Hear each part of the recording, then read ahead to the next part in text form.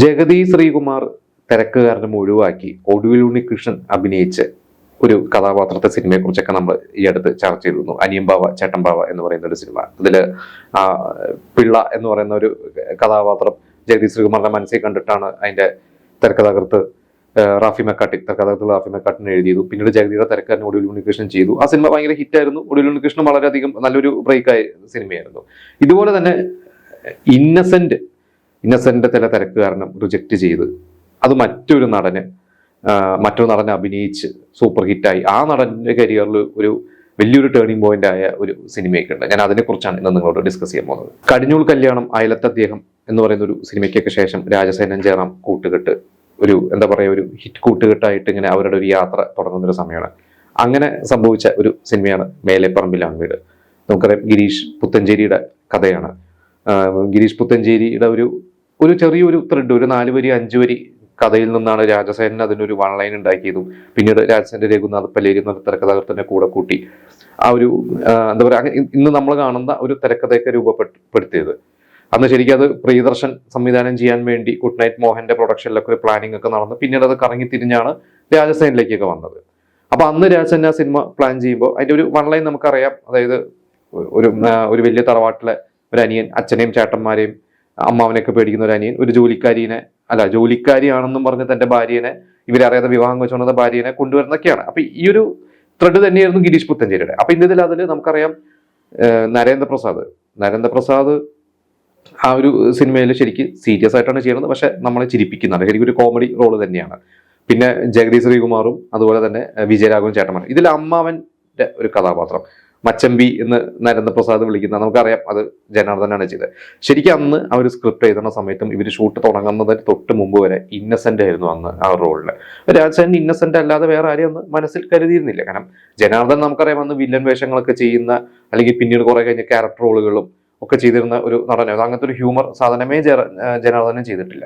പക്ഷെ ജനാർദ്ദനൻ ഒരിക്കൽ ഇതിനു മുമ്പ് ഈ ഷൂട്ടിനൊക്കെ കുറെ കാലങ്ങൾക്ക് മുമ്പ് രാജസേനൻ ഒരിക്കൽ ഒരു ട്രെയിൻ യാത്രയിലാണ് തോന്നുന്നത്, ട്രെയിനാണോ ഫ്ലൈറ്റ് ആണോ എന്നെങ്കിലും ഒരു യാത്രയിൽ വെച്ചിട്ട് ജനാർദ്ദൻ രാജസേനെ മീറ്റ് ചെയ്തതും. അപ്പൊ ഇവർ ഓൾറെഡി പരിചയക്കാരാണ്.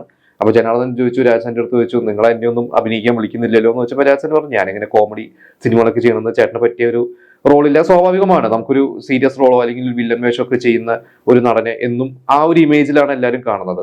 ഒരു കോമഡി കഥാപാത്രത്തോട് പെട്ടെന്ന് ചിന്തിക്കില്ല. ഇന്ന് പിന്നെ കുറെ മാറ്റങ്ങളൊക്കെ വരുന്നത് നമുക്കറിയാം. ബാബുരാജിനെ സോൾട്ട് ആൻഡ് പെപ്പറിൽ കാസ്റ്റ് ചെയ്തതും പിന്നീട് ഒരുപാട് മാറ്റങ്ങൾ. ഇപ്പൊ കോമഡി ചെയ്യുന്നവരെ വില്ലനാക്കുകയും വില്ലൻ ചെയ്യുന്നവരെ കോമഡി വേഷത്തിലേക്ക് നമ്മൾ കാണുന്നതൊക്കെ ഇപ്പൊ കുറച്ച് കാലങ്ങളായിട്ട് സംഭവിക്കുന്നുണ്ട്. പണ്ട് അത്രം പരീക്ഷണങ്ങളൊക്കെ ഒന്നും സംവിധായകർ ശ്രമിച്ചിരുന്നില്ല.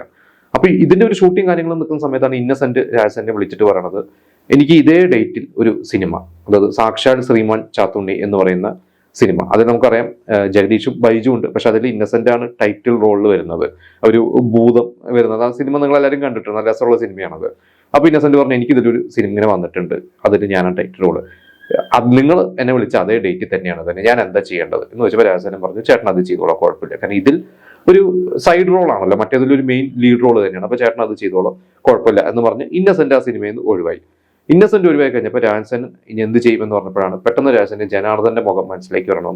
ഉടനെ രഘുനാഥ് പല്ലേരിയുടെ അടുത്ത് പോയിട്ട് ഇങ്ങനെ എനിക്കൊന്ന് ഒരു ഹോട്ടൽ റൂമിൽ താമസിക്കുന്നത്, നേരെ രഘുനാഥ് പല്ലേരിയുടെ അടുത്ത് പോയിട്ട് പറഞ്ഞു, ഇങ്ങനെ ജനാർദ്ദനാണെങ്കിൽ എങ്ങനെയുണ്ടോ അങ്ങനെ ഇന്നസെന്റ് പിന്മാറി എന്ന് പറഞ്ഞു കഴിഞ്ഞപ്പോൾ ഇവർക്ക് ആദ്യം കുറച്ച് ബുദ്ധിമുട്ടുണ്ടായിരുന്നു. പിന്നീട് എനിക്കൊന്ന് എന്റെ നിർമ്മാതാവിനെയൊക്കെ വിളിച്ച് സംസാരിച്ചു, മാണി സി കാപ്പനെയൊക്കെ വിളിച്ച് സംസാരിച്ചു.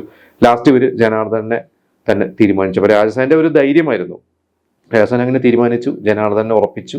അങ്ങനെ ജനാർദ്ദൻ സിനിമയിൽ വരും. നമുക്കറിയാം അതിനുശേഷം ജനാർദ്ദനൻ പിന്നീട് സി ഉണ്ണികൃഷ്ണൻ ആയിക്കോട്ടെ, അനിയമ്പാവ ചേട്ടൻബാവ ആയിക്കോട്ടെ, ഒരുപാട് സിനിമകളിൽ രാജസേന്റെ സിനിമകളിലും അല്ലാത്ത പല സിനിമകളിലും കോമഡിയൊക്കെ ചെയ്ത്, മാനാർമത്തായിൽ നമ്മൾ കണ്ടു കോമഡി ചെയ്യുന്നത്. അങ്ങനെ കുറെ സിനിമകളിൽ ജനാർദ്ദനൻ. അപ്പൊ അന്ന് ഈ പറഞ്ഞ പോലെ തന്നെ ചിലവരുടെ നഷ്ടം ചിലവരുടെ നേട്ടം ആവും എന്ന് പറയുന്ന പോലെ അന്ന് ഇന്നസെന്റ് ചെയ്തിരുന്നെങ്കിൽ ചിലപ്പോൾ ഇന്നസെന്റ് ചെയ്യുന്ന സിനിമകളിൽ ഒരു സിനിമ തന്നെയായി മാറും. അതിന് ഭയങ്കര വ്യത്യസ്തമൊന്നും ചിലപ്പോൾ സിനിമയ്ക്ക് സംഭവിക്കില്ലായിരിക്കും. പക്ഷെ ജനാർദ്ദനൻ ചെയ്തു കഴിഞ്ഞപ്പോൾ ആ സിനിമയ്ക്ക് അത് വേറൊരു തരത്തിലോട്ടുള്ള ഒരു അനുഭവമായിരുന്നു പ്രേക്ഷകർക്ക് കിട്ടിയത്. അപ്പോൾ എന്തായാലും ഇന്നസെന്റ് ആയിരുന്നെങ്കിൽ ആ സിനിമ ഇന്നസെന്റ് ആയിരുന്നോ നല്ലത്, അതോ ജനാർദ്ദൻ തന്നെ ആയിരുന്നോ എന്ന് നിങ്ങൾക്ക് തോന്നുന്നത് എന്താണെന്ന് വെച്ചാൽ അതും നിങ്ങൾ നമ്മോട് ഷെയർ ചെയ്യുക.